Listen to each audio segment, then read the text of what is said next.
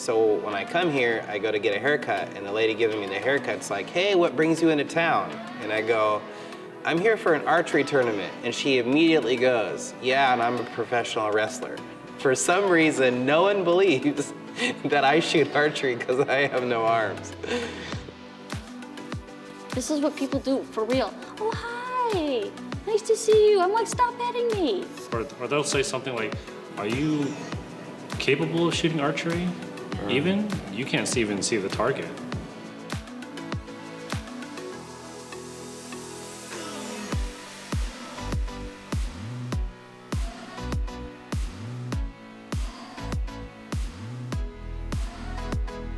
The number one thing to remember is when you speak to somebody that's coming in to talk to you about archery is don't assume that you know what they need.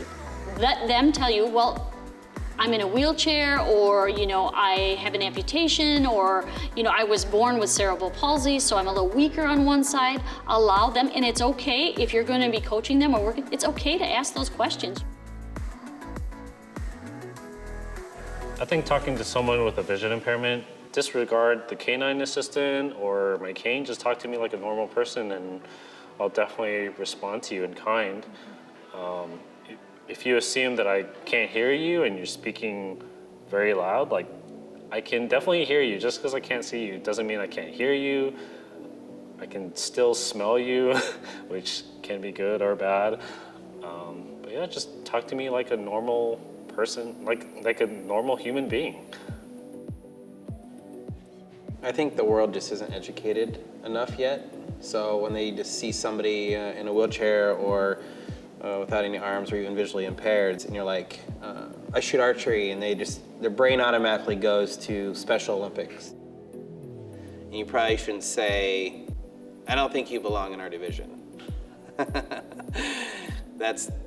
We're here just to compete like everyone else, and we're not trying to take anyone's spots. We're here to have a good time as well. Some advice, when you're approaching somebody that is, as a coach, approaching somebody that is a para-athlete, make sure maybe let them know who you are a little bit.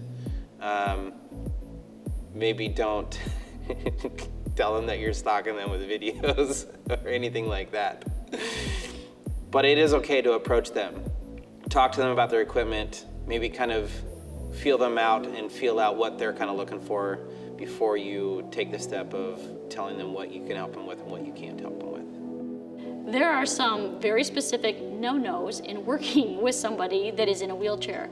First of all, please try to come down to our level because everybody looks really tall from down here, and try to make eye-to-eye contact. The other thing is don't assume that you need to help us. Like, don't grab the chair and start pushing it or what. Ask permission. Hey, can I give you a push, or do you need a boost, or can I help you get that set up? Ask first, because most of the time they need to do that on their own and they will ask for help, but don't just automatically do it.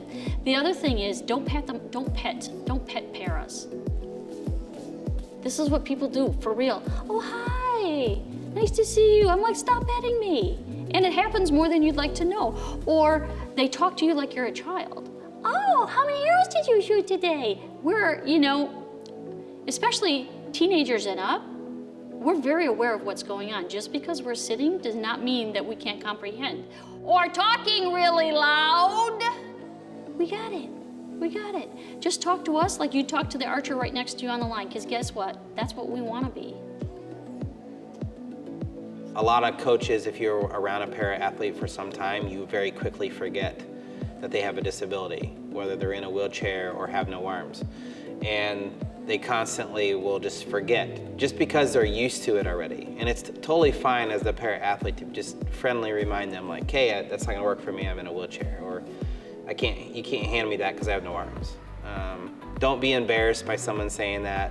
It's totally fine, life is good.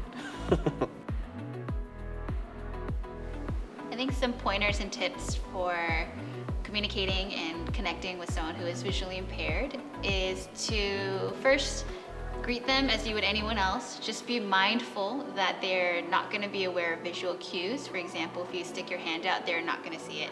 You have to tell them with words, I would like to shake your hand. So I think being able to communicate intention is incredibly important in talking to somebody, and that it's okay to say things like, can you see this? Because I still do it, and it's okay to correct ourselves and being able to be like, okay, like, sorry about that. What I was meant to say is this, and I think that just takes time.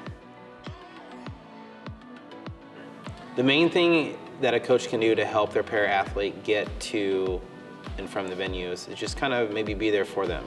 Maybe help them figure out logistics, or even maybe help them rent a car, or maybe be there when they're there if that is possible and if the funding is there for you, because that means so much to the para-athletes, just having an extra set of hands just to make life a little easier.